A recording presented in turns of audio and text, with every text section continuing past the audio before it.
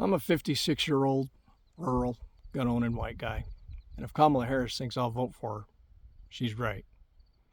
I wasn't going to talk about the Second Amendment anymore, but I was asked to, and J.D. Vance went and shot his mouth off. He said that school shootings are just a fact of life.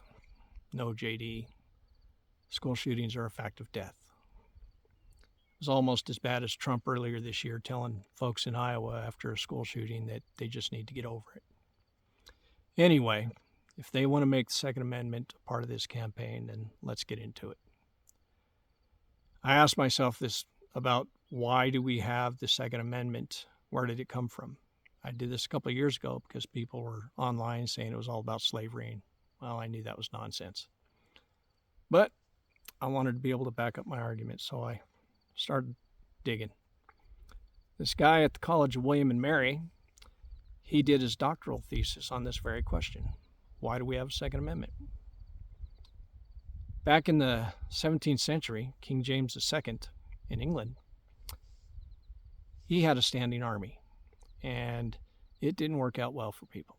It led in part to his being deposed. The ones who took over, they were like, you know what, we're not going to do that standing army thing. That was bad. We're going to have militias. We're going to require people to have weapons. Granted, it was pitchforks and stuff, but we're going to require people to have weapons.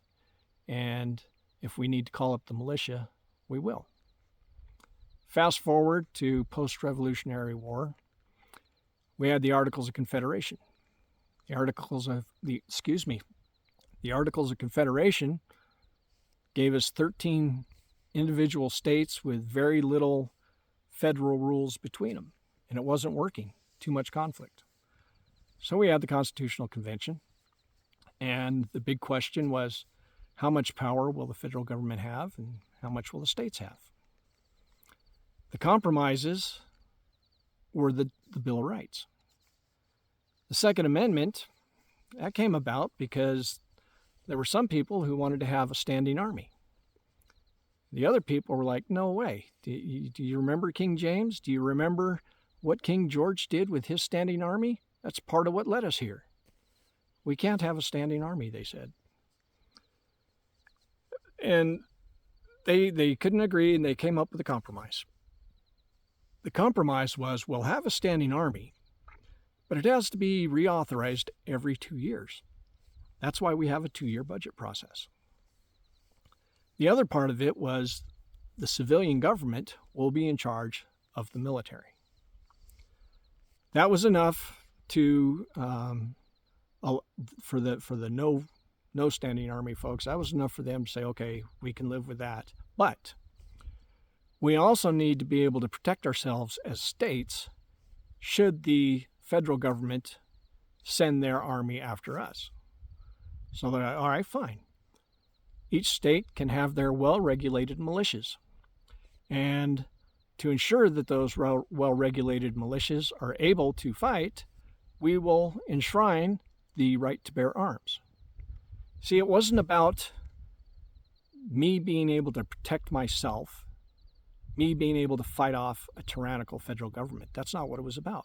It was about the states being able to fight back a tyrannical federal government if that should come to pass. That's where the Second Amendment came from. That's why we have it. Now, it was well understood for 200 years that that was the case.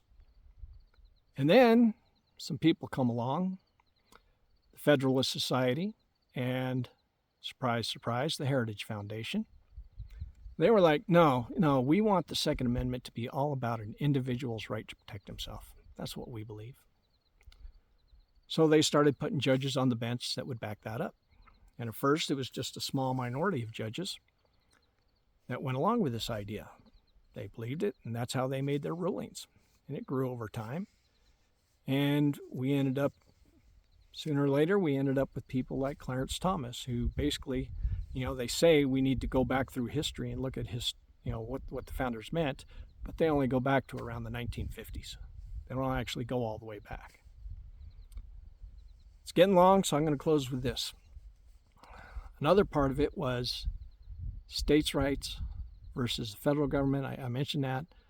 But the Federalist Society and the Heritage Foundation, they wanted the right to bear arms to be an overarching federal issue.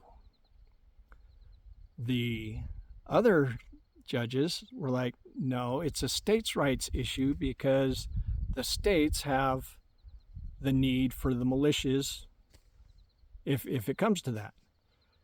And over time, it has won out that it is a federal issue. So when it comes to owning a gun, the Second Amendment is a federal, all-encompassing individual right question. Now, also in the Bill of Rights is the Fourth Amendment right to privacy. When it comes to that right, more specifically a woman's right to privacy, these very same people who want one amendment, the second, to be all-encompassing and for all, want the Second Amendment right to privacy to be a states' rights issue. Good day.